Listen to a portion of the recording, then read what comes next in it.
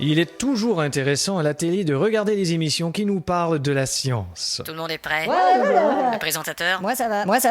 Tu y vas pas un peu fort avec l'écho, là? Allez, tu vas voir, ça va être sympa. T'as réglé ton problème de hockey? Bien sûr.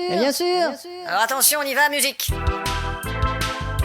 Voici l'émission La Science. Merde.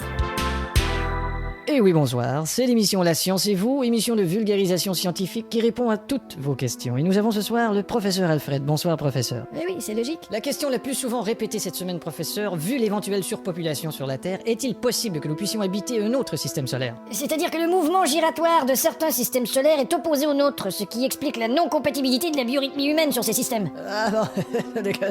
Mais si on vulgarise votre réponse, qu'est-ce que ça donne? Ça donne le putain de mouvement giratoire de certains systèmes solaires de mes deux est opposé D'accord, à notre système de mon cul, ce qui explique d'accord, la c'est bien, merci. non-compatibilité de merde. Nous avons d'ailleurs un diagramme dans le projecteur Oui. que Caroline pourra nous... Oui, ici on voit un schéma de certaines parties d'un système solaire qui est à des centaines d'années-lumière d'ici. Oh là là. Et ici on agrandit les photos. Caroline, vous voulez nous agrandir les parties? Eh ben, c'est déjà fait en ce qui me concerne.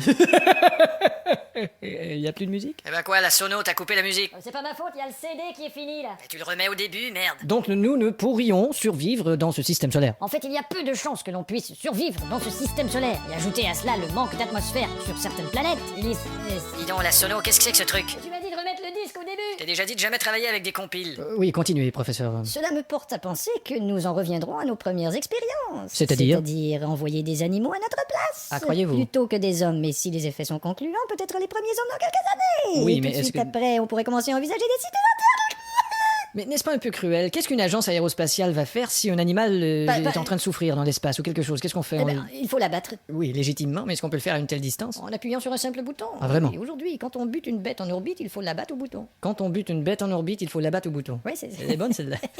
Écoutez, Margot est un fardeau, elle mange du barbeau et parle l'argot. Écoutez celle-là.